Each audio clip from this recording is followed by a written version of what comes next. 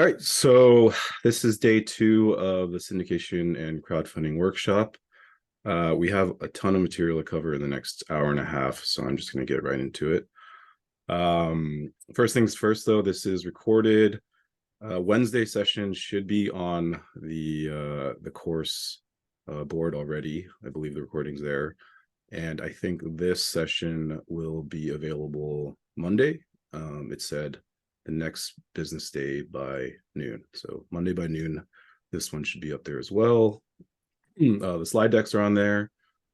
Gene's book is up there. It's a whole new business. You can get a PDF copy of that.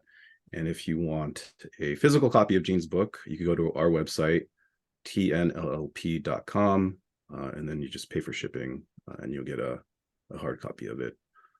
So today, we're just going to do a quick review of all the material and then power on through the rest of the slides. Again, if you have questions, put them in the chat room. I will do my best to kind of answer them as we go along. Or if we have some time at the end, I'll try to save some time at the end to answer whatever questions you guys might have.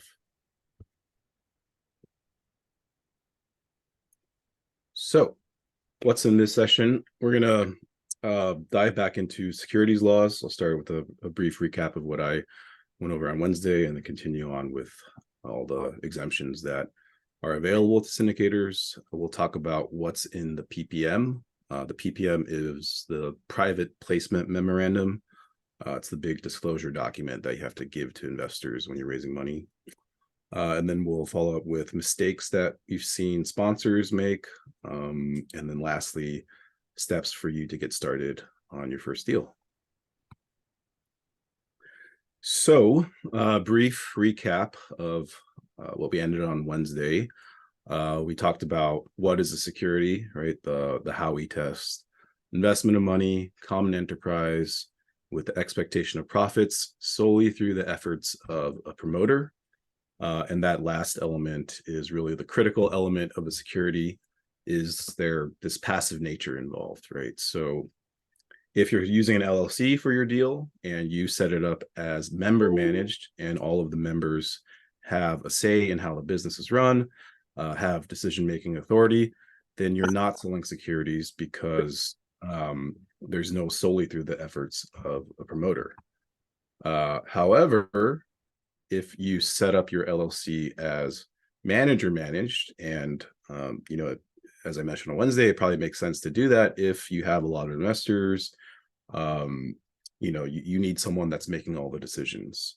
And if that's the case, then you are selling securities because all 4 elements of the Howey test are met. There's investment of money, there's a common enterprise, investors expect to receive profits, and you're making all the decisions, you're the promoter. It's all through your efforts that profits are being made.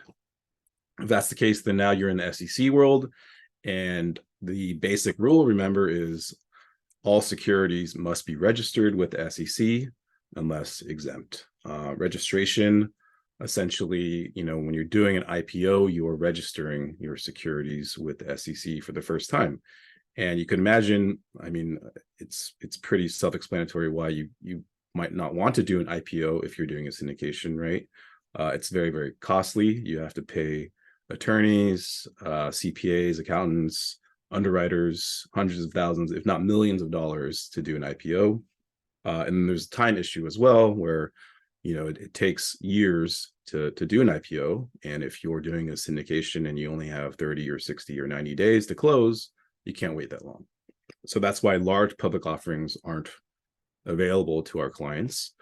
Well, what about small public offerings under Regulation A? So Regulation A, it's actually been around the longest of the regulations. It started off, the SEC used to name things alphabetically, so Regulation A was the first. But it was really never really used until about 2013, when the Jobs Act was passed by Congress. Jobs Act is the Jumpstart Our Business Startups Act in 2013. And that law was basically enacted as a response to the 2008 financial crisis, right? So the intent of the Jobs Act was to allow or create new ways that companies can raise money to make it easier for these companies to raise money to promote job growth. And part of the Jobs Act was this revamping of Regulation A to kind of bring it up to modern standards to make it more usable. So Regulation A, to kind of give you a brief overview, there's two tiers under Reg A. Tier 1 is kind of the lower tier that no one really uses. It has a smaller maximum amount that you could raise per year. And there's one other difference that's very, very important. But most people use Tier 2, which is also known as Regulation A+, and that allows you to raise up to $75 million per year. It allows you to raise money from both accredited investors and non-accredited investors. And if you don't know what an accredited investor is, I'm going to explain that in a little bit on another slide. But non-accredited investors, so everyone else, there's a 10% rule. So they're capped at 10% of their annual income or their net worth. Whatever is lower, that's the max that a non-accredited investor can invest in a Regulation A offering. But one of the great things about Regulation A is it allows advertising. So that's why it's kind of known as a small public offering, is the fact that if you're doing a Regulation A, you can market your offering to investors that you don't know. So you could post an ad on TV, you can post an ad on Facebook, you could send a giant email campaign to millions of your followers. There's no restriction on that. Now, audited financial statements, this is kind of the key difference between Tier 1 Reg A and Tier 2 Reg A. So for Tier 1 Reg A, which is capped at $25 million, so it has a smaller amount that you could raise, you actually don't need to have audited financial statements. You just need reviewed financial statements, which is a little bit cheaper and easier to do with a CPA. However, to do a Reg A plus, a Tier 2 Reg A, and get up to that $75 million threshold, you are required to get audited financial statements. So you have to pay an accountant or a CPA firm to audit your company. But if you do that, that allows you to sell covered securities, which means you are now preempted from blue sky filing requirements. So basically, blue sky filing requirements are normally, if you're raising money from multiple states, you have to go to each state and apply to their state securities board for approval before you could start raising money from investors from those states.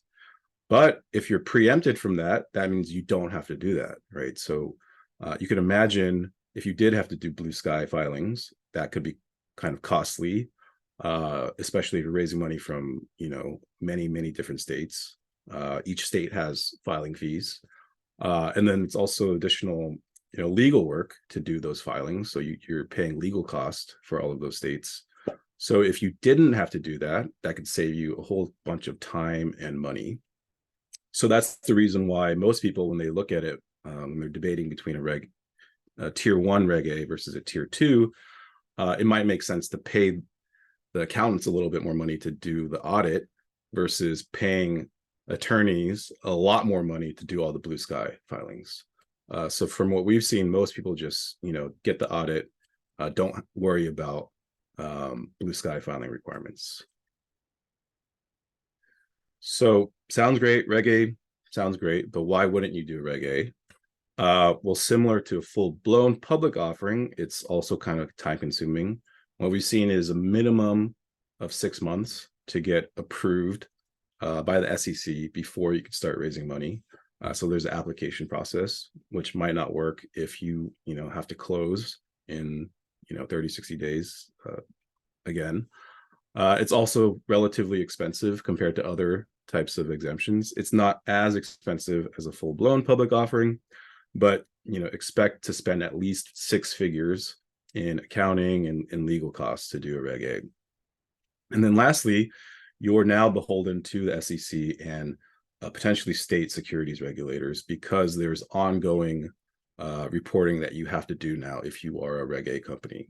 It's not as extensive as a public company as far as the reporting goes, but You still have to do annual reports to the SEC, quarterly reports. It's ongoing. It can be quite expensive. So why would you do Reg A? Well, it's one of the only ways that you can use general solicitation if you need to advertise to investors you don't know. This is one of the only options available. There's not that many options that allow general solicitation. And then the other reason why you would want to is it allows you to raise money from small investors, from non-accredited investors. So what we've seen, the types of clients that we've seen that do a Reg A, they're probably doing a blind pool because of the time constraint, right? You can't do a specific offering, a specific property under Reg A. And on top of that, you're probably someone that has a very, very extensive track record. Because if you're going out raising money from small investors, you need to make sure that you have the experience in place, and these investors can see that experience, can see your track record, that you've done this before, and these investors are comfortable with investing in your blind pool that way. So that's large public offerings and small public offerings under Reg A. What about Reg CF, which is right under Reg A? So Reg CF, or regulation crowdfunding, and this might be a good place to talk about the term crowdfunding, right? So we use it in the title of this class, but I think a lot of people kind of misuse the term. I mean, if you think about it, just the basic definition of crowdfunding, what does it mean?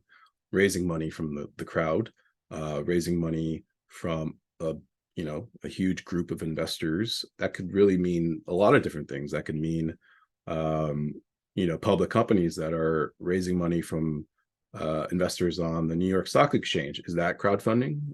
I mean, kind of in a way it is. It's in my opinion, I think crowdfunding is used more as a marketing term to make it seem like your company is giving like power and voice to your customers, right? So it became a big term because of things like Kickstarter, right, where it allowed companies that were just getting started, that didn't have enough capital to maybe fund their operations or fund some sort of product that they're producing, to go out and raise money from their fans, essentially, to produce that product. And it kind of got co-opted by other people that wanted to say, hey, I'm crowdfunding, I'm doing something cool for my fans, but maybe they're doing something else. Maybe they're trying to raise money for some other purpose that isn't as benevolent, I guess. So that's the general term crowdfunding. But then there's a difference. There's regulation crowdfunding, which is something completely different, which again comes from the Jobs Act. So the Jobs Act in 2013, in addition to creating Reg A or updating Reg A, it created this whole new regulation crowdfunding to kind of piggyback off of the whole Kickstarter craze, to allow companies to essentially crowdfund like Kickstarter, but instead of just doing a pre-order for a product, to actually sell equity in their company. And you could read on this slide and the next slide kind of the finer details, but I'll kind of give you the cliff notes about crowdfunding.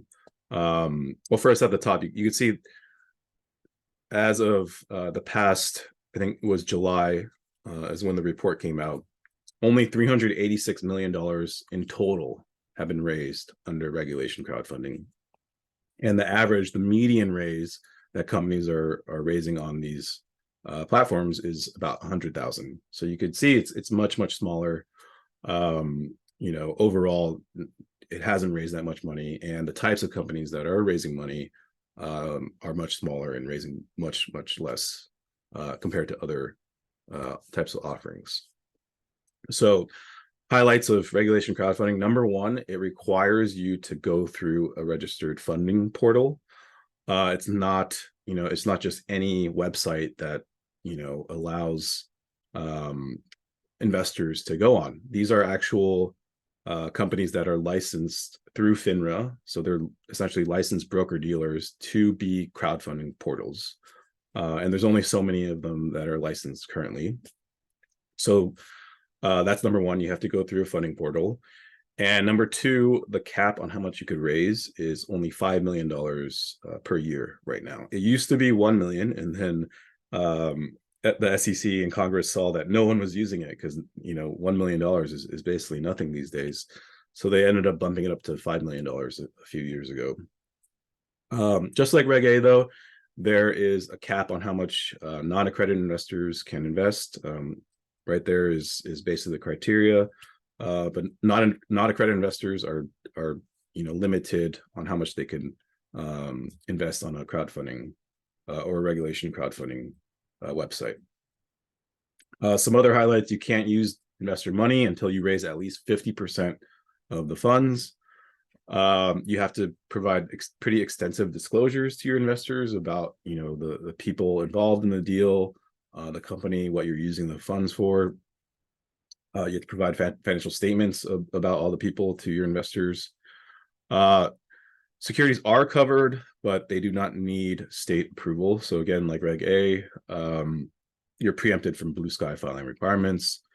You have to file a Form C, which is a pretty extensive form you file with the SEC. And then there's also ongoing reporting with regulation and crowdfunding. So, why would you do it? Similar reasons why you would do Reg A. You need to advertise. Regulation crowdfunding allows advertising, allows general solicitation.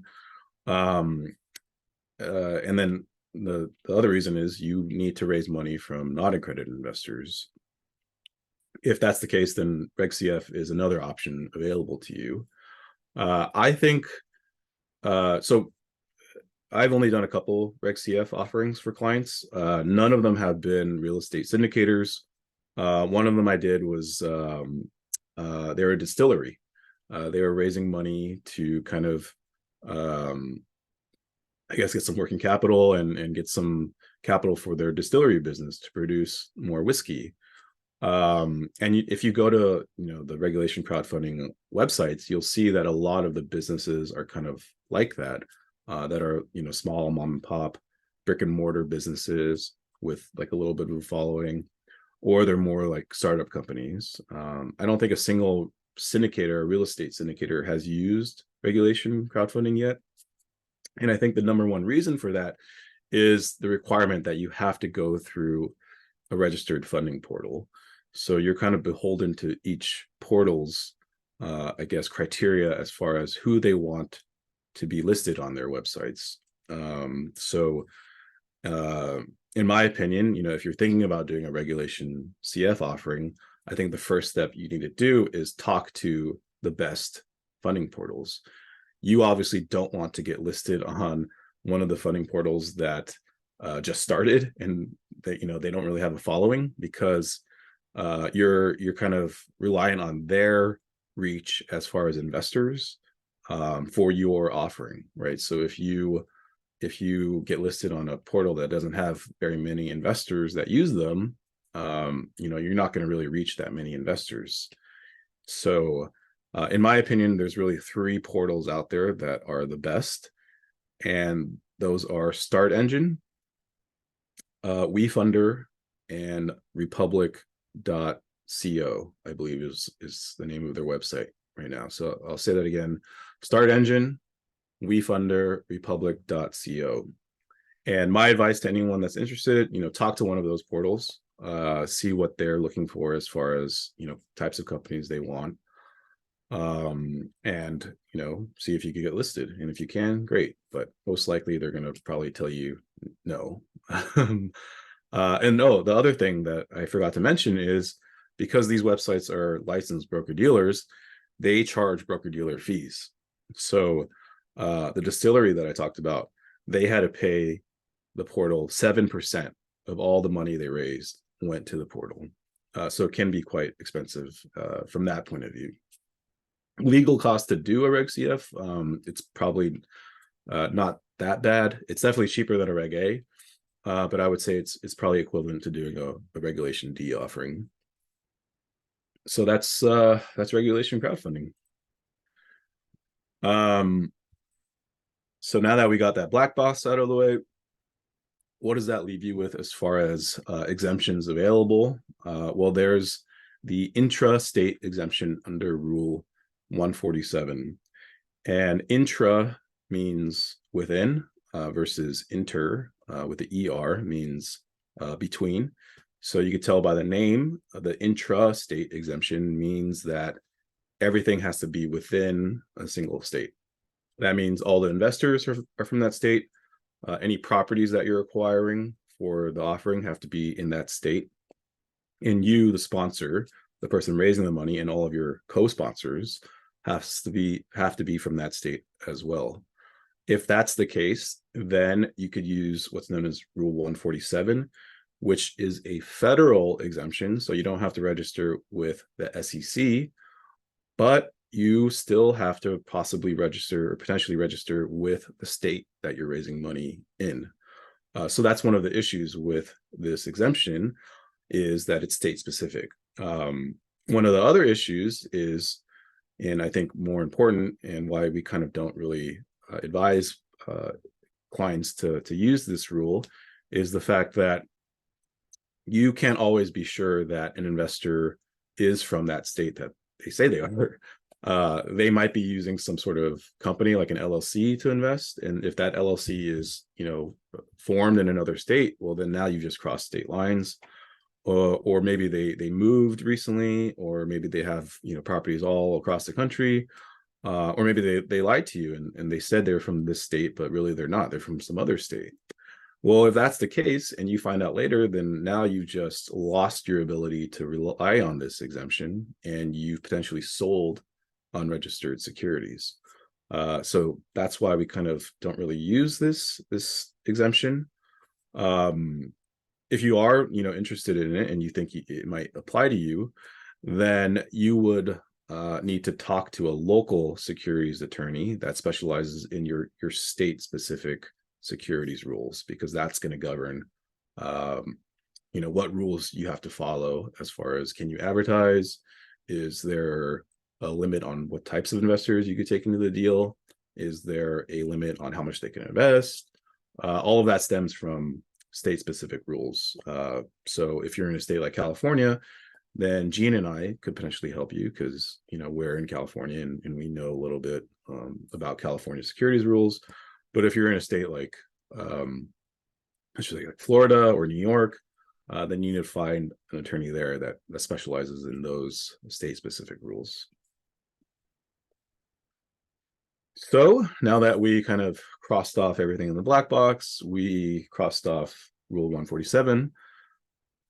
The only thing left is Regulation D.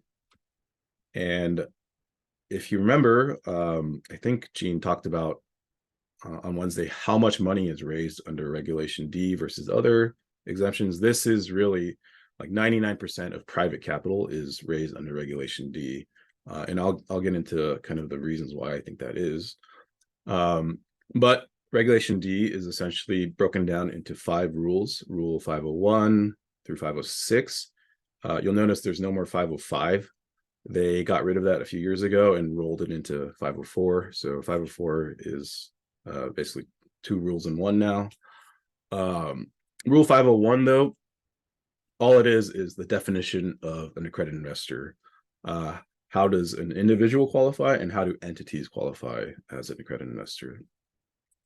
Rule 502 talks about integration, which integration basically is if you are doing 2 offerings, if you're raising money under 2 separate offerings, either at the same time or back to back.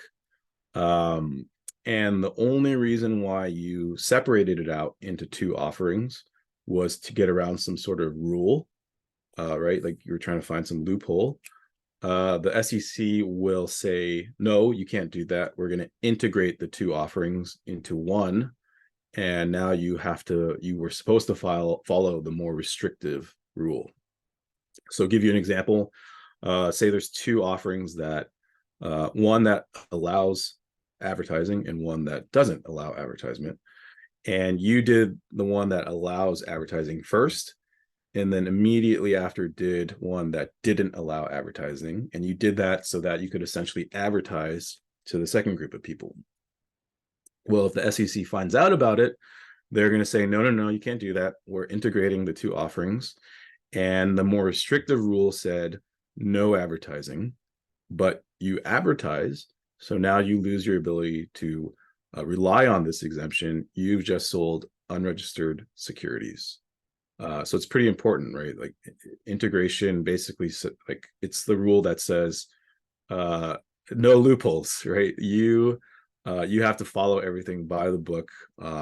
You can't trick us. You can't trick the SEC. Luckily, they do provide some safe harbors for people that actually do need to do two separate offerings. And one of them is a 30-day waiting period, right? So if you do an offering that allows advertising and then you stop and wait 30 days and do another offering that doesn't allow advertising, you will be safe. The SEC won't integrate the two offerings. However, that being said, the second offering still requires you to show that you did not advertise to any of those investors. So you need some sort of evidence that shows you didn't advertise to them. There's other safe harbors out there, but it's a little bit more technical and in the weeds, so we won't really get into that. Rule 502 also talks about disclosure and solicitation. So disclosure, basically, whether or not you need a PPM. So whether or not a PPM is either recommended or required is governed by Rule 502. And PPM is the disclosure document, right?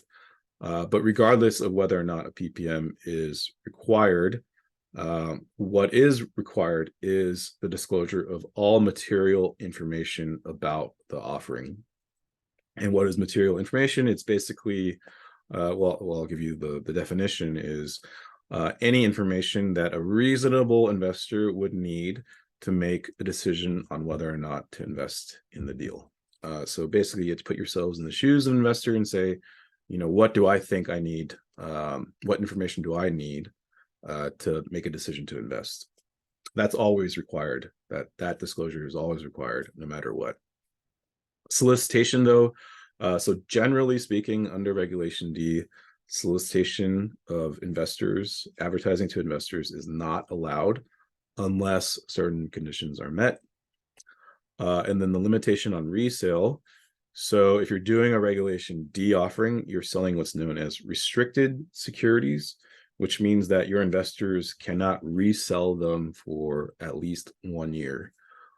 So basically, for our clients, they just have to be aware of that, or rather, you need to make sure that your investors are aware of that they're potentially stuck in this deal for at a minimum 1 year. Rule 503 requires the filing of Form D. And in my opinion, I think this is the number one reason why Reg D is so widely used, is the fact that Reg D doesn't have an application process with SEC. You don't need, your offering, you don't need your PPM reviewed by the SEC before you can start raising money. As soon as you file the Form D, which doesn't require approval, you could start raising money. And if you look at the Form D, you could find it online. It's a relatively short form. It's only a few pages long. It's just information gathering by the SEC. They want to know, the name of the company, the name of the people kind of in charge, how much money you're raising, and like what industry you're raising money under. And that's basically it. So you can imagine it's super, super fast, right? Like you could do a Reg D offering essentially like today, if you really wanted to, if you had a company already formed, and you had documents already ready to go, you just need to file the Form D and you could start raising money. So it's super fast. And then the other issue is it's relatively cheap compared to Reg A or doing a full-blown offering. Your legal costs are going to be much, much less, in the tens of thousands versus hundreds of thousands of dollars. So in my opinion, that's why I think everyone uses Reg D. It's fast and it's cheap. Rule 504, though, is a specific type of Reg D offering, and it allows a company to raise up to $10 million. So they're capped at $10 million. And there's some, finer points, some finer rules that you have to follow under 504. But no one really uses it, and I don't think any of our clients have used it. And the number one reason is because under Rule 504, or if you're doing a 504 offering, you are not exempt from state law. So you have to do blue sky filings under 504. So, it's like, why would you go through that trouble if you can only raise $10 million? You much rather do another type of offering that doesn't have those restrictions, which is under Rule 506, which is an offering, or there's really two types of 506 offerings that allow for an unlimited amount. So there's no cap on how much you could raise. And I'll get into it in a little bit, all the finer points of Rule 506. And then the last thing under 506 is the bad actor provision. So I think this was added around the same time as the Jobs Act came about. But basically, they just wanted to make sure that people, taking part in Regulation D offerings weren't bad actors. So for our purposes, for our clients, what we do is we just give them a form when they sign with us, or a questionnaire that asks two basic questions. Number one, are you a covered person? And if you're an officer or director of the company raising money, if you're a manager or general partner of the company raising money, if you have any management control over the company raising money, or if you're going to be a beneficial owner, which is someone that's going to own 20% or more of the company, then you're a covered person, and this rule applies to you. And then number two, have you been subject to any disqualifying events? You could look them up online, but they're basically disqualifying events are usually financial, like crime related. So have you been convicted of fraud? Have you been convicted by the SEC for anything? Have you been subject to any expulsions or disciplinary orders from groups like FINRA, things of that nature. So if you answer yes to both of those questions, then unfortunately you cannot take part in a Reg D offering, and we won't be able to take you on as a client. So going back to Rule 501 and accredited investors, I think at this point most people know or have heard this term because the Jobs Act has been around for 10 years now. So it's pretty common in our industry, this term, accredited investors. But first, if you're an individual, if you're a person, there's two ways to qualify as accredited. First is the net worth method. You need to have a net worth, which is assets minus liabilities, in excess of $1 million. However, you cannot include the value of your primary residence anymore. But if the value of your primary residence is actually less than the current loan amount that you have on your primary residence, you actually have to count that negative value towards your net worth calculation. And you also have to count any loans made out within the last 60 days of investment. And that last one is essentially, to prevent people from doing like a HELOC, like a home equity line of credit, right before investing, to get this giant influx of cash that they could use to, bump up their assets. And maybe it doesn't show up on their credit report right away.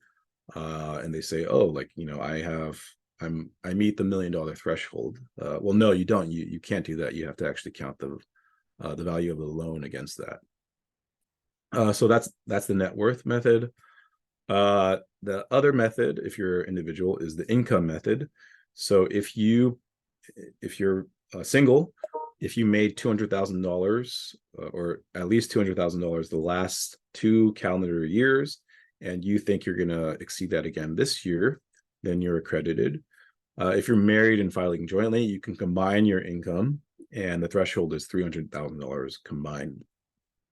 So I mentioned on Wednesday that I used to work for a company called Patch of Land, and part of my job was verifying accredited investors. And for, investors that wanted to qualify through net worth, what I had to look for, or what I had to ask investors for, were, bank statements, account statements, retirement account statements. What else? Like the craziest things I had to look at as far as assets was concerned were like, Rolexes. One investor wanted to use his collection of Rolexes for his net worth calculation, and another investor that wanted to use all his cars, the value of his cars. Well, you had to prove two things, right? You had to prove, one, you own those things. So I had to see some sort of proof that they owned the Rolexes, or they own the cars, and then you have to also have to prove value, right? So for cars, it's relatively easy. You just look up Kelley Blue Book value. Rolexes, that might be a little more difficult. You have to kind of scour the internet and see like what's the current value of a Rolex Submariner. But that's assets, right? So you just add that all up, and then we would ask, or we would pull a credit report on the investor, and then just add up all the liabilities on the credit report, subtract that from the assets. If it was over $1 million, then bam, they were approved, they're accredited. For people that wanted to qualify through income, though, I had to look at, if they're a W-2 employee, I had to look at their W-2s. I had to look at pay stubs. I had to look at tax returns. If you aren't a W-2 employee, then I have to look at your 1099, let's look at your K-1s. But you can imagine it's quite intrusive if you're an investor, especially if you've never done this before, if you've never had to show these documents to get qualified to invest. So we got a lot of pushback from investors that didn't want to share this information. And then, sorry, ignore that smart word. We could delete that in future slides, but that didn't need to be there. So entities, though, to qualify an entity as accredited, generally speaking, if the entity has over 5 million in assets, so it doesn't matter about net worth for an entity, just assets, then the entity will be accredited. The other way an entity can be accredited is if all of the equity owners of the entity are accredited through either net worth or income, then that entity will be accredited as well, right? So if you have an LLC with 3 members, and those 3 members are each accredited through either net worth or income, then that LLC will now be considered accredited. So a few years ago, the SEC actually, they made some updates to the definition of accredited investor. I think it was probably the first time in many, many years where they updated it and changed it and actually added new categories. So the first new category they added was certain licensed professionals. It doesn't matter if your net worth or income is below the threshold, you're now accredited. And the 3 licenses they gave were Series 7, Series 65, and Series 82, which are all essentially licenses to sell securities. So now if you hold one of those licenses, you are by definition an accredited investor, regardless of your actual net worth or income. The interesting thing about this one, though, the SEC kind of left open the door as far as they can add more licenses in the future. Kind of based on what they've approved so far, it's probably going to be, if they do add more licenses, it's going to be, finance related, right? It's not going to be CCIMs, unfortunately. It's not going to be JDs. It's not going to be CPAs. They have talked about maybe adding some sort of test that you could take, like any investor, any person can take a test to become a accredited investor. That hasn't been approved yet. We're not sure when or if that will come about. They're supposed to revisit this, I believe next year is when they're gonna start talking about updating the definition again. So we'll see next year. The other new category they added in 2020, though, was the spousal equivalency category.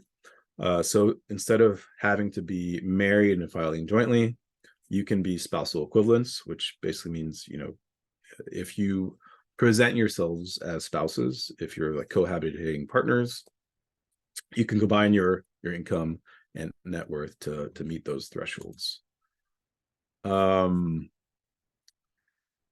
The next new category, they didn't add it, but they kind of clarified that family offices, IRAs, and 401ks are the types of entities that fall under that $5 million asset threshold. The last new thing they added, though, was certain knowledgeable employees of the sponsor will be deemed accredited regardless of their net worth or income to invest in those specific offerings, right? So the example of this one is, say you have a company that's raising money, for their company they're offering. Under the old rules, all of the officers and directors of that company would be deemed accredited for the purposes of that offering, regardless of their net worth or income. So you had to be an officer or director. However, going forward, or the reason why they changed it was they knew that there's certain employees of the company that were so high up, so knowledgeable, but they weren't an officer or director, right? They weren't that high, but they should still be allowed to invest in that company's offering. Well, I mean, it's still pretty, pretty high, I guess, hurdle to get over, right? It's not just any employee. You have to be pretty high up to be able to meet that threshold. And it doesn't really apply to our clients for the most part, because our clients, you're setting up an LLC, brand new LLC. And if you really wanted to allow one of your employees to invest in the deal, all you would need to do was to give them some sort of management control into the deal, and they would be considered accredited for that purposes. Or you could just do an offering that doesn't have that restriction, that allows you to raise money from non-accredited investors, which I'll get into in a second. So a question came in: do any of these crowdfunding rules incorporate the use of a credit score from the investor? No. So credit score doesn't matter at all for whether or not someone's accredited. I brought up the credit report issue or thing on the last slide, and that's just to prove liabilities. If you're trying to verify an investor based on their net worth, that's one way to calculate their net worth, is just to pull a credit report and you just add up all their liabilities and subtract that from their assets. But there's nothing in the rules that says an investor needs a certain credit score to be approved.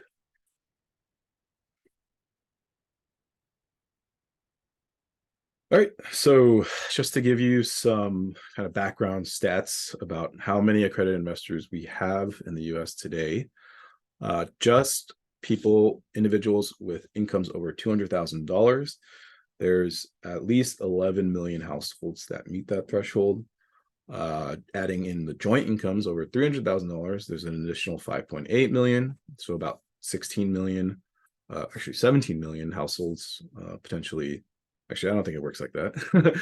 Let's just say there's 11.2 million households with over 200,000. There's 5.8 over the $300,000 joint income threshold. Net worth, about 11.8 million households meet that. And then overall, there's about 16 million households that are accredited, which is about 13% of all households in the US. So quite a large percentage. 67,000 credit investors annually on average in real estate offerings. I'm actually not sure what that last line means, but I will just say this. The definition, so the threshold of a credit investor, the $1 million and $300,000 or $200,000 income threshold, has pretty much been the same since the 1980s. And if you adjusted that for inflation to today, it would probably be closer to $3 million for net worth, and I want to say at least like $600,000 of income, which is a pretty big jump, right?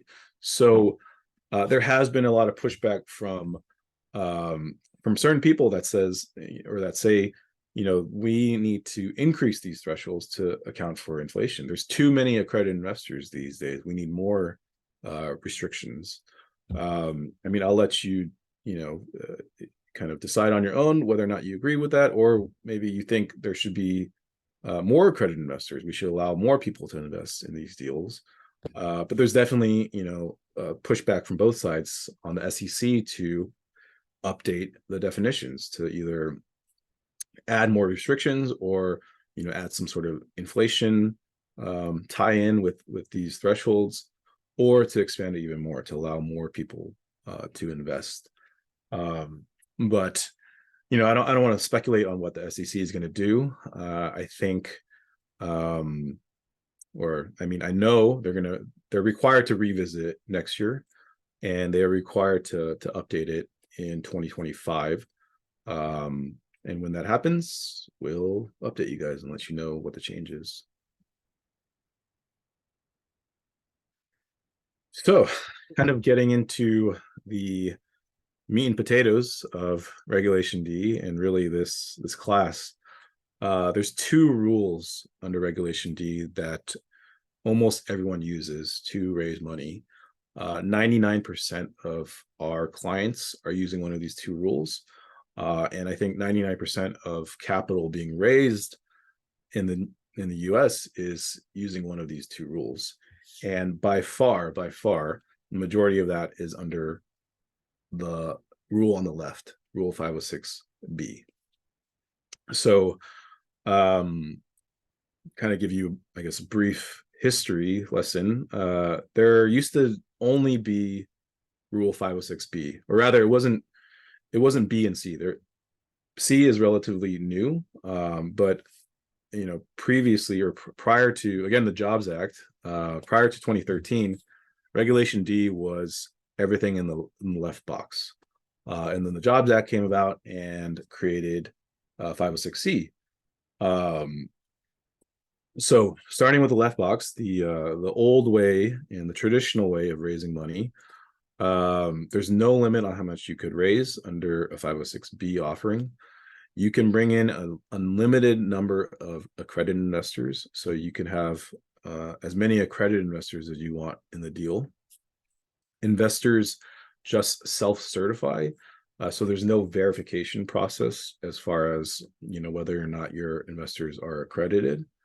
And one of the benefits of a 506B offering is it allows you to raise money from up to 35 sophisticated but not accredited investors.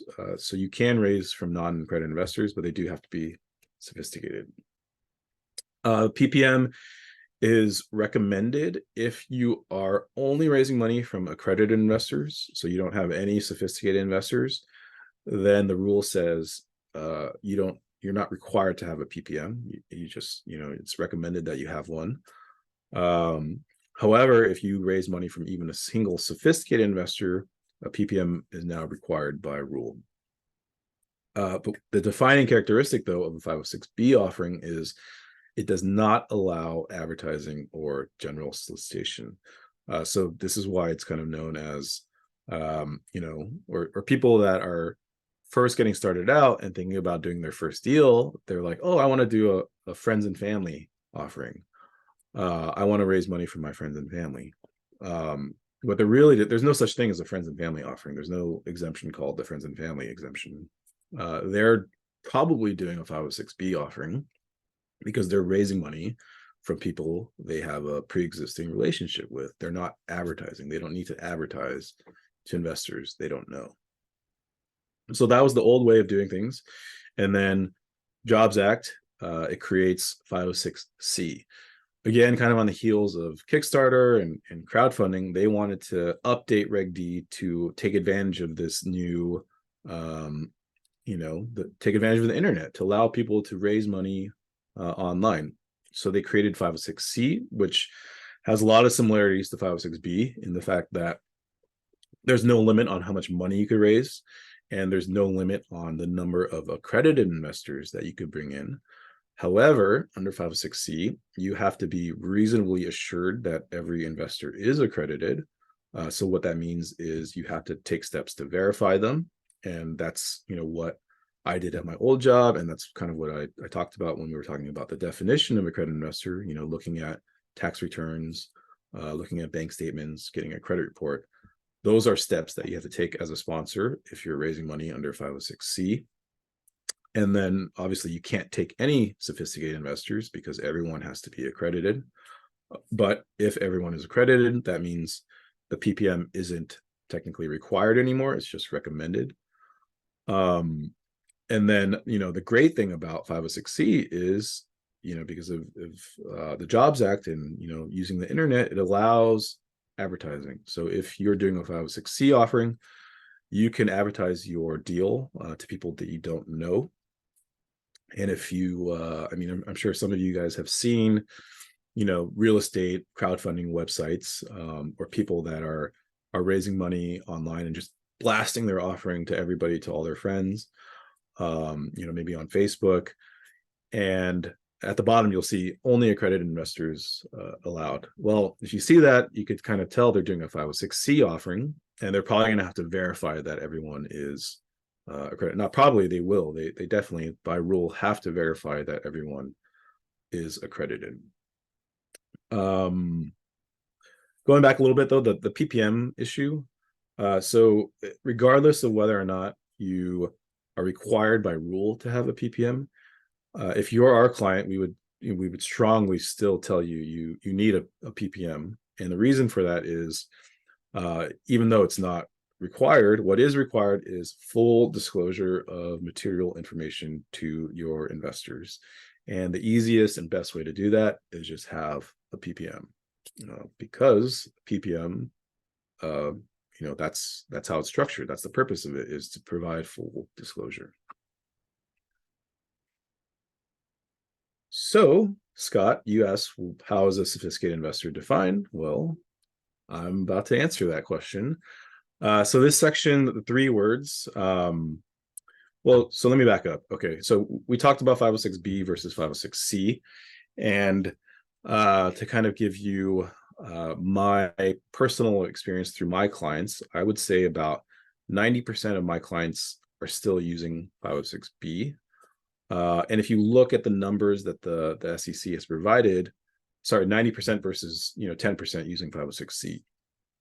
It's definitely increased the last 10 years. When it first came about, nobody was familiar with this whole verification process. And a lot of investors who, the last 30 odd years, they didn't have to get verified. They just checked the box when they invested. And now all of a sudden, issuers are saying, oh no, I need to see your tax returns. I need to see your bank statements. A lot of investors were like, I don't want to do that. I don't want to send you my sensitive documents. So when it first came about in 2013, it was very, very difficult to raise money under 506C. Investors now are a lot more comfortable with it, especially because there's a lot more third-party companies that provide those verification services. And in fact, if you were doing a 506C offering, my recommendation would be to use a third party, so that you personally don't have to gather, tax documents and credit reports and all that stuff. You just tell your investor to go to this third party. The third party handles it, and you could rely on their verification process. So there's a lot more of those these days. So investors are a lot more comfortable with it. But even still, it's easier, and more people are raising money under 506C. I will say, if you're doing an offering for the first time, you would still probably do a 506B offering. And the number one reason for that is, if you're raising money and you're trying to advertise to investors you don't know, the number one, or one of the top questions they're going to ask you is, have you done this before? Do you have a track record? And if you don't, they're not going to invest in your deal. So for your first deal, my recommendation is to do what everybody else does and go to your friends and family. And if you're going to your friends and family, then you're probably going to do a 506B offering. And if you're doing a 506B offering, then these are the 3 words that you need to know by heart. You need to know what these 3 words mean. And the first one is sophisticated. So under 506B, you're allowed up to 35 sophisticated investors. And this is the definition that the SEC provides. It's an investor who, alone or with the help of a purchaser representative, or by reason of their educational, business, or financial experience, can be reasonably assumed to have the capacity to understand the fundamental aspects and merits of an investment in the company. So all of that basically means, is this investor smart enough to understand all the inherent risks of this particular deal? You have to look at the total package, right? So you have to look at their education, you have to look at their business experience, you have to look at their investment experience. Based on all of that, are they smart enough to understand the risks of this particular deal? So, one of the benefits of this, though, is the education part of it, right?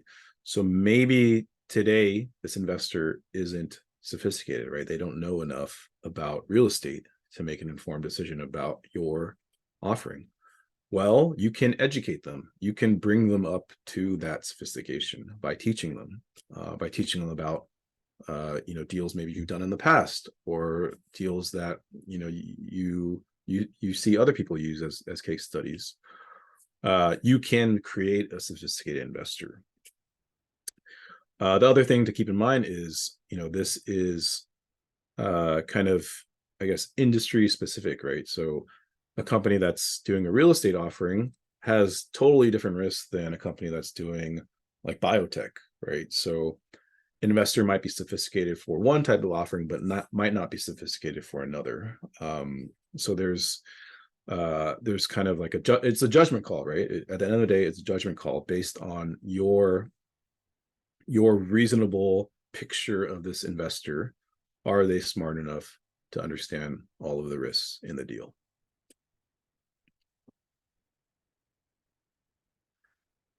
The next two words, pre-existing and substantive. This is important because of under 506B, you are not allowed to solicit or advertise in investors. Well, how do you make sure that you don't do that?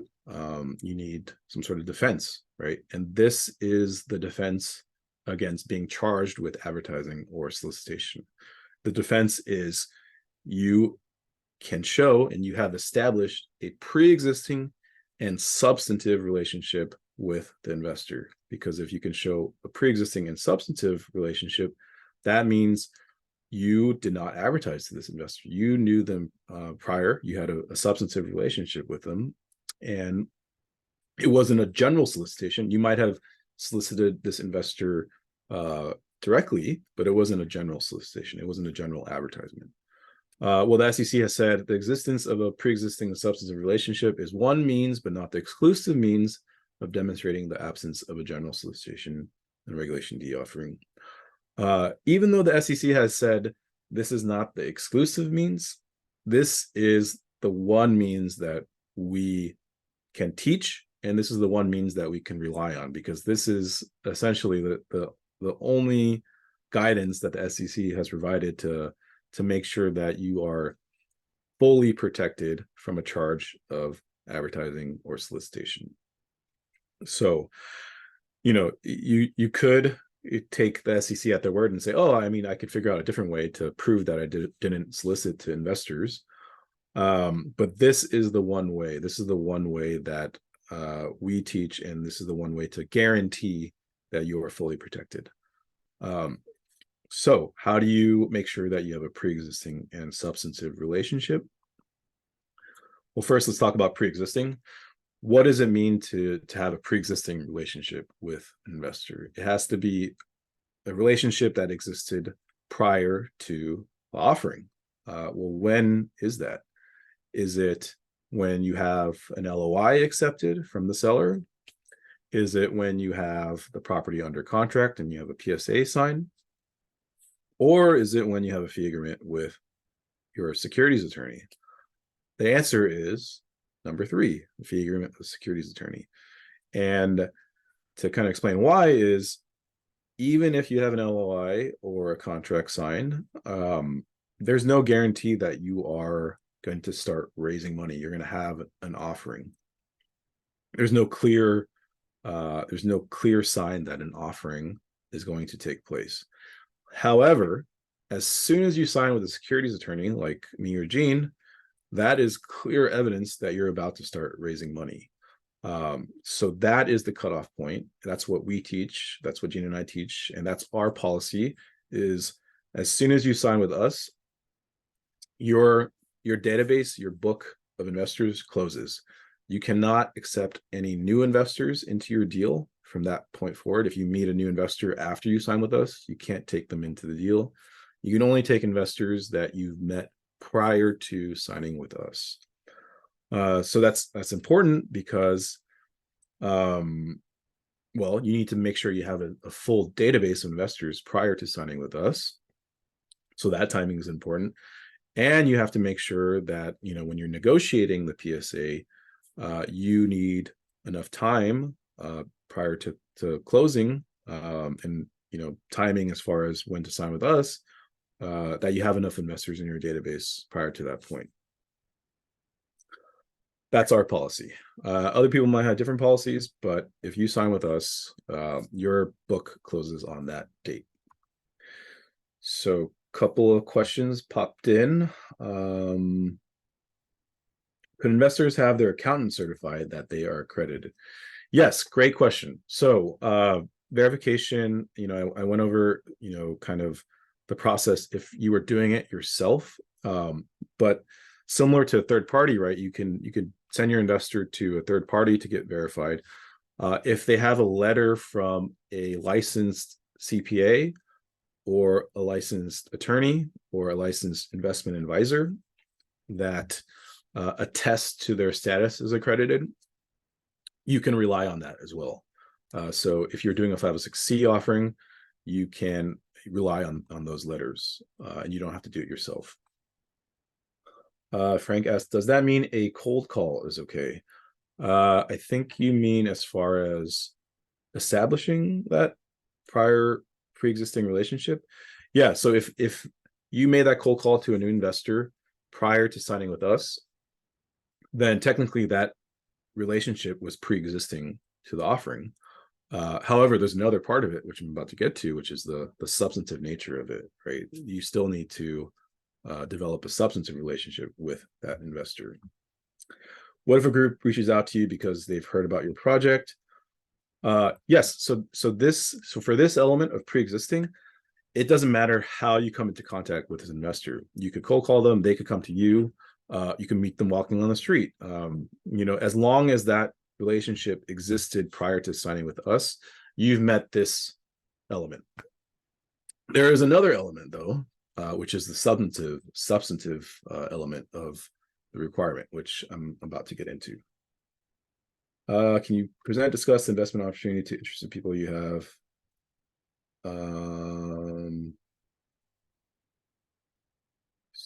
So I don't think I'm going to answer this at that point, but answer that at this point. But I'll try to answer that at the end. Can I advertise to investors as long as prior to the fee agreement with security? Okay, so if you're doing a 506B offering, which is all we're talking about right now, you cannot advertise at all. You cannot. So I mean, you cannot generally solicit. You cannot advertise to investors you don't have a pre-existing and substantive relationship with it. If you are doing a 506C offering, you could advertise to whoever you want. Your question, though, I think goes to more, can I advertise for investors as long as it's prior to the fee agreement with the securities attorney? No, I don't think you can do that. I don't think you should do that. I think so. I think you should talk to a securities attorney first before you advertise to any investors, because you need to make sure that you're following all the rules before you even talk to any investors. So I think that answers your question, right, Frank? Cool. Okay, so again, it's two factors to this requirement, right? Pre-existing and substantive. Like you might have the pre-existing element, right? Maybe you cold call this investor the day before you signed with us, but you still need to establish that you have a substantive relationship. And the reason for that is because you need to make sure that this investor is still suitable for the deal, right? They have to be accredited or sophisticated. How are you going to know that? How are you going to know if they're accredited or sophisticated if you just met them, if you only talked to them one time? So this is the substantive aspect of it, right? Where the SEC has said its relationship is one in which the issuer or a person acting on its behalf has sufficient information to evaluate and does in fact evaluate a prospective investor's financial circumstances and sophistication in determining his or her status as an accredited or sophisticated investor. Self-certification alone, by checking a box without any other knowledge of a person's financial circumstances or sophistication, is not sufficient to form a substantive relationship. Right, so a lot to unpack there, but basically, you have to know this investor well enough to know whether or not they're accredited or sophisticated. You can't just rely on a self-certification. And I mentioned earlier, 506B does allow self-certification. How does that make sense, right? They're not, they can't just self-certify, but 506B allows self-certification. Well, that's in regards to when an investor actually invests in a deal. There's no verification process involved for accredited investors under 506B. When they actually go to invest in the deal, they could just check a box that says, I am accredited. However, that doesn't go towards the pre-existing and substantive relationship. That doesn't go towards the defense of general solicitation. You need to do more than that. You need to have some sort of policy and procedure in place to, I guess, verify, not necessarily verify that they're accredited, but verify that they're suitable for this deal. That being said, I'm sure some of you guys have heard, I guess, methods and techniques to establish a substantive relationship. And there are a couple myths out there as far as, all I need to do is, so one of the myths is a 3-touch rule, right? So there's articles and videos out there that say, all I need to do to establish a substantive relationship is have 3 touches with an investor. And that myth, it comes from a no action letter that the SEC put out that basically said this specific company that had a 3-touch rule, that was fine. We won't take any action against you for doing that. But if you read the letter, it wasn't just 3 touches. It was 3 very substantive conversations with an investor. So maybe I think it was like a phone call, and then they met face to face, and then they met like a 3rd time face to face. And it was very, very substantive conversations with this investor before they allowed them to invest. But a lot of people have taken that and said, oh, all I need to do is like 3 emails with an investor, and now I could take them into the deal. No, that is completely wrong. They have to be substantive conversations with the investor. There's another myth called the 30-day waiting period. It comes from another no action letter that, this company basically, they met an investor for the first time, and they waited 30 days. And then after that 30 days, they allowed the investor to invest in the deal. And a lot of people have taken that by saying, or have taken that and said, oh, all I need to do is just wait 30 days, and now I can take this investor in my deal. Well, if you read the letter, it's a lot more than that. During that 30-day period, the company was, investigating the investor, digging into their background and history, and actually having like conversations with them prior to allowing them to invest. At the end of the day, my advice is you, number one, need some sort of tracking system, right? That could be super old school, like a notepad, and you're writing down, oh, I talked with this investor this day for this long, and this is what we talked about. Or it could be as sophisticated as having a full-blown CRM software that tracks every single interaction you have.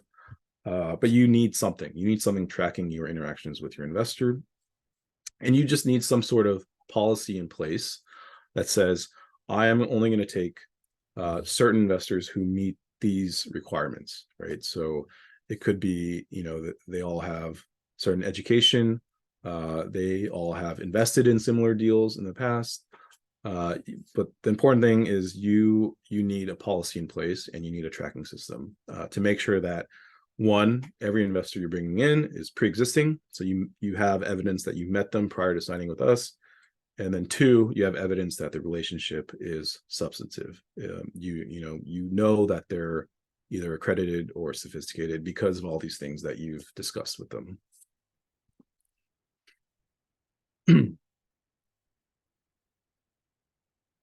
So PPM, private placement memorandum, it is, again, the big disclosure document. It's the main document that your investors are going to read. It's probably the first document that they're going to read when they are looking at your deal. Obviously it has the offering terms.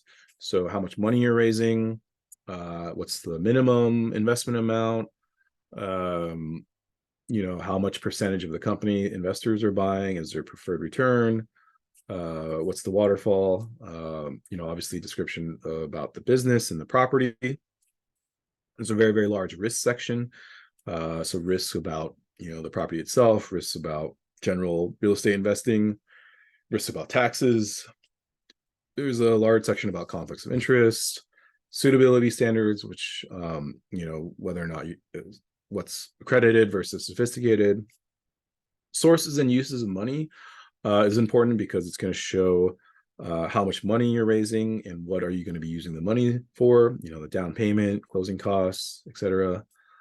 Distributions and fees. So that's going to cover the waterfall, and then what fees you're charging to investors, acquisition fee, asset management fee, property management fee, disposition fee, all that stuff.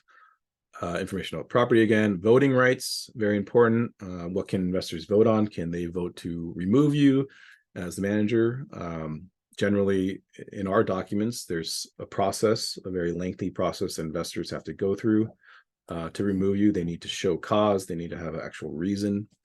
What are the things they vote on? Whether or not to refinance the property, vote to sell the property, maybe. There's a lot of things investors can vote on. Capital calls. That's not listed here, but that's a huge thing right now, is capital call procedures. That's all going to be there in the PPM, whether or not you need to go vote, whether or not capital calls even, you can enforce it, like you can force investors to contribute, or the penalty could be just a dilution. Liquidity, whether or not investors can get their money out of the deal. So again, they're stuck for at least 1 year, but after that 1 year period, how do they get out? Well, they could sell their interest back to you. They could sell it to another member in the company, or maybe they could sell it to a third party. There's an entire procedure, usually some sort of right of first refusal. And then lastly, dispute resolution. Is there mandatory arbitration? Stuff like that. All of that is in the PPM, which is why it's a very, very important document. So let's talk about waterfall. This is basically the distribution plan. And this is an example of what we probably see most common. So we separate it out into 2 phases. So phase 1 is during the operations of the property. You first obviously have to pay any debt service, so pay any interest to manager or third parties, repay those loans. And then next you would pay arrearages for any preferred return. So if you weren't able to meet the preferred return previously, you have to, catch up for your investors, pay the current preferred return, and then lastly, pay according to the splits. So giving you an example, let's say there's a 7% preferred return with an 80-20 split. After that, first, after you pay any debt service, then investors get their 7% preferred return and any arrearages. And then anything after that gets split. Did I say 80-20 or 70? I think I said 80-20. 80-20 between investors pro rata, and then the 20 goes to the manager or you, the sponsor. So that's during operations. Capital transactions. So first you have to pay a return of your investors' capital from sale or refinance. Then you pay any arrearages due or owed. And then you lastly pay according to the split. So 80-20. I think there's a question in the chat on Wednesday about having multiple classes. Can I have multiple classes in my LLC? Yeah, you can. And this is one of the reasons why you would want to have multiple classes, is because you have or you want to have a very complicated waterfall. So maybe you want one class to get a higher preferred return versus another, because maybe they're putting up more capital into the deal. Or maybe you want to give a class just a preferred return and no, upside on the deal. You can make it as complicated as you want. I've seen some deals. I mean, I have clients that have, 4 or 5 classes. So A, B, C are for their investors, and then D is the class that the manager reserves. I'm not recommending that you guys do that, because if it's so complicated, if this waterfall is so complicated that you can't even explain it to your investors are just going to look at it and like, what is this? What am I receiving? What is the plan? So in my opinion, and my advice would be to keep it as simple as possible when you're first starting out. And then as you get more sophisticated and as your investors get more sophisticated, you can make it more complicated. Are you going to cover promote units as part of the waterfall? So I think I kind of did. I mean, your promote comes on the back end, right? So, you have your 7% pref, and then the 80-20 split, the 20% is the promote, is it not? But you could just, actually, next slide. I'm probably not the best person to talk about waterfalls. If you are interested in waterfalls and splitting profits, check out this course from, I think his name is Jeff Engelstead. It's called Splitting Profits in Commercial Real Estate. So yeah, I mean, he's probably the expert on questions like that, how to structure waterfall, how crazy you could be as far as the structures. All right, we're nearing the end, about 13 minutes left. I will try to leave a little bit of time at the end for questions. So Gene's 3 truths. Number 1, if you start, you must close. And this isn't closed on the deal on the property. This is close your money raise. So the worst thing you could do is, if you're thinking about becoming a syndicator, one of the worst things you could do is to try to raise money and then you don't raise enough. You can't close your offering because you didn't raise enough money. Well, you've basically lost the ability to raise money from those people ever again, because these investors have just seen you fail to execute on your plan. So if you start an offering, you must be able to raise all the money that you are trying to raise. Number 2, you cannot delegate raising money responsibility. So your investors, they see you as having their money, right? Personally, right? It might be in a business bank account, right? Their money might be in a business bank account, or might be going to escrow eventually. But investors will always see you as holding their cash personally in your pockets. So you need to be the one personally handling your investors and raising money from your investors. Which brings us to number 3, is you cannot delegate investor communications, right? These investors expect to talk to you directly, and you need to give them that respect. What syndicators say. So this all comes from Gene's 20 years of syndicating himself, doing self-storage syndications, and then also 20-30 years of being an attorney for syndicators. Number 1 thing is the care and maintenance of investors, of your limited partners, is overwhelming. I mean, that was the reason why Gene became an attorney, went to law school at 45, was one day he was doing his K1s for his investors, and he had, I think it was over 2,000 K1s he was preparing for investors. That is an insane amount of K1s. Nowadays, I mean, it's probably a little bit easier because there's more software and there's more third-party, providers that provide those, back-end services. Back then, I mean, Gene was probably doing all this by hand, right? But it's still, it still can be overwhelming because every single one of your investors, they think they're the only investor, right? They think they should be number one. They should be your number one priority. So it can be overwhelming. And number two, the risk is greater than they expected. You're in a whole new world, a whole new business. When you're syndicating a deal, you're in now a securities, in the securities world, and there's risks, right? There's a whole new area of risk that you are venturing into, as far as, SEC compliance. You have to worry about the SEC potentially investigating you. And you also have to worry about all of your investors, right? If there's some sort of dispute, who are your investors going to turn to? They're going to look at you for a resolution.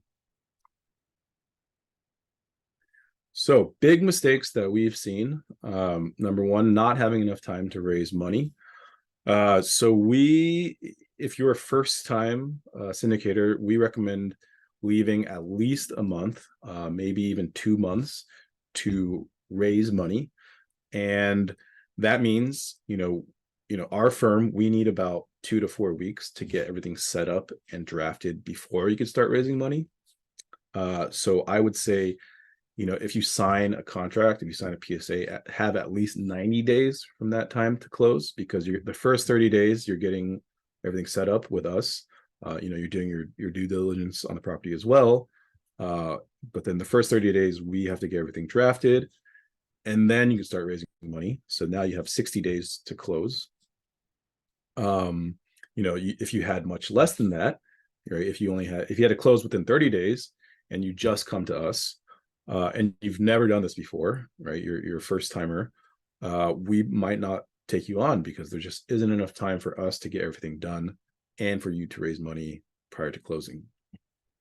So that's mistake number one. Number two, taking investors' money before the investment LLC bank account is open. Well, if you're taking their money and the bank account for the company isn't open, where are you keeping their funds? In your personal account? That might be considered fraud. So don't do that, right? Wait until you have the business account open with the EIN before you take any cash from investors. Number three, paying finder's fees to anyone who does not have a securities license. So if you want to pay people to raise money for you, which is legal, is doable, the people that you pay have to be licensed broker-dealers, have to be licensed by FINRA to sell securities.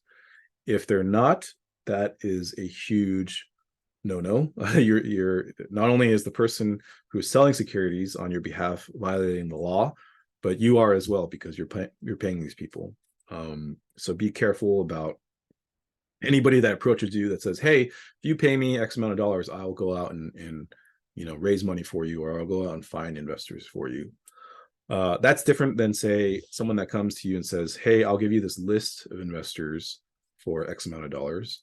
That is okay, because they're not going out to raise money on your behalf. They're just giving you information about investors. So the biggest mistakes, though, that we've seen, number one, drafting your own documents. We do see this from time to time, not from our clients, but from people out there. You obviously, unless you're an attorney, you probably shouldn't do that, because these are legal documents, and you could make a mistake in the drafting, could leave you open to liability. You'd be surprised, but not reading and following documents. We see from time to time, we see I personally have clients that don't read documents, and they'll come to me and say, hey, this investor is asking me a question about the documents. What is it? What's the answer to the question? And I'll tell them the answer is in Article 4.2 of the operating agreement. Go read your documents. Making cash distributions from reserves, that is considered fraud. If you're telling investors that the property is hitting certain profit, right? If you're saying the property's making profit, but really you're paying them from reserves, that is fraud. Cashing out investors with money from new investors, that's what's known as a Ponzi scheme. So don't do that. Yeah. So what risk is there for you as a syndicator as far as, investors suing you if you're selling money? Well, they could sue you potentially for selling unregistered securities. Well, how might that come about? Well, if you're using, for example, Regulation D as your exemption, they could say that you didn't follow Regulation D precisely and you made a mistake. Well, if that's the case, then technically you sold unregistered securities because you didn't register the offering with the SEC. They could also sue you for, not being licensed to sell securities. Again, this is if you're, paying people to raise money on your behalf. So that's why we recommend not doing that. And then lastly, I think is the biggest thing is you didn't give them all the material information for the investor to make an informed decision. And this is why it's important to have the PPM. This is why it's important to provide all the information, not just to your investors, but to, us, your attorneys, so that we can have all the proper disclosures in the PPM and to perfectly cover your behind your butt. That's why you would hire a law firm like us anyways, is to make sure that you're fully protected from future lawsuits. So what should you do starting Monday? This is kind of Gene's guide if you're getting started for the first time. Steps you need to take to do your first deal. Number one, find a partner. You should never do this on your own because of continuity reasons. So one of the questions investors always ask is, what happens to my money if something happens to you? Well, if you have a partner, that question is answered. Hey, I got this partner here. He'll take over on my behalf if something were to happen to me. Develop a database of at least 50 investors who have a 50% chance of investing $50,000. And if you can't find 50, ask your investors for referrals. Pick a specific property. We definitely recommend doing a specific offering first versus a blind pool. Blind pools are for more advanced people that have a track record. Make your first raise about 100 or 1.5 million to 2 million. We think that's a pretty good size with this market for your first raise. And if you go back to bullet point 2, if you have 50 investors, 50% chance of investing $50,000, that should get you $2.5 million, right? So perfect size for this first raise. Structure your fees for the residuals. So try to avoid a lot of upfront fees. Investors don't really like that. They think, if you charge a lot of upfront fees, what's the incentive for you to stay in the deal with us? You're just going to take your acquisition fee and run, right? So make sure that you get a lot of stuff on the back end to encourage you staying in the deal and making the deal a success for everyone. Give yourself 6 months to complete your first deal. You don't have to go out, next week and get a deal under contract. Give yourself ample time to find that first deal and to meet investors if you haven't met them already. Again, don't delegate money raising to anyone. Make the first deal a success. And again, that's a success in raising the money. You want to make sure that if you do start, you close, you raise enough that, or you raise what you're looking to raise. And then finally, don't quit your day job. This will be a full-time job eventually, but it's not for everybody, right? So, maybe you'll do your first deal and you'll realize, I don't want to have to deal with all these investors all the time. Maybe I'll just go back to my day job. So it's important to kind of have that as a backup. And lastly, it is a business, right? This is a business, it's a whole new business. So run your syndication as a business and you'll be successful. So with that, let me see if I can answer some of the questions that came in. Let's see.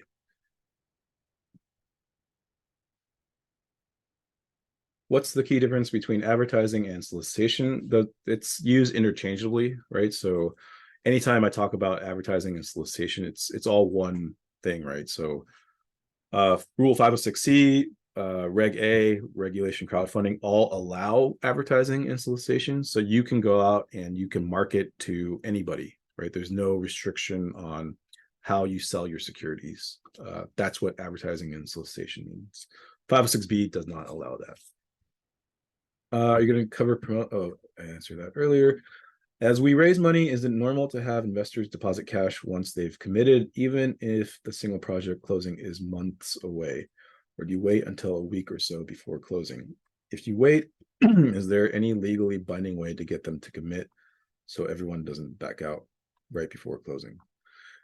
Yeah, so I mean, there's no requirement, there's no rule for this, right? So I think best practice, I don't think you want your investors' cash to just be sitting there for a very long period of time. So I think most of our clients, what they say is, this date we need your cash, right? We need dollars in our bank account by this day. If you don't, then we're going to take someone else into the deal. I don't think you would wait just a week before closing. I think about a month before closing is enough, or gives you enough buffer. That way you're not scrambling last minute, like the day of closing. You don't want to scramble last day of closing, like, hey, I need your guys' money into the bank account today. So I would say like about a month before closing is probably a good time as far as, okay, just send us your money today. But at the same time, you don't want to be sitting on their cash for like 6 months or a year, right? What is proper care and maintenance best practices of partners? That is a good question. I think you might want to schedule a longer phone call with either myself or Gene to kind of talk about those best practices. And I didn't mention, Gene and I, if you go to our website, or sorry, this is the CCIM website. Where's our website? TNLLP.com. Gene and I, we both do free 30-minute consultations. So if you have a lot, or if you have more questions that are more specific about you and your deal, or more like technical questions, feel free to go to our website and schedule a consultation with either of us, and we could discuss those questions. If someone isn't raising the money but is paid a referral fee for the introduction, do they need to be licensed? So if it's just for an introduction, that's probably fine. If they're helping you to raise money and they're inducing investors to invest in the deal, then you shouldn't do that. But if it's just an introduction, then you're essentially paying an introduction fee, which is allowed under the rules. Cool. Well, that sounds like it's the rest of the questions. I just want to say thank you, everyone, for being here the last couple days. Again, today's recording should be on the course board Monday by noon. Yeah, it was a pleasure. I hope everyone has an awesome weekend. All right, take care, everyone. Thank you, John.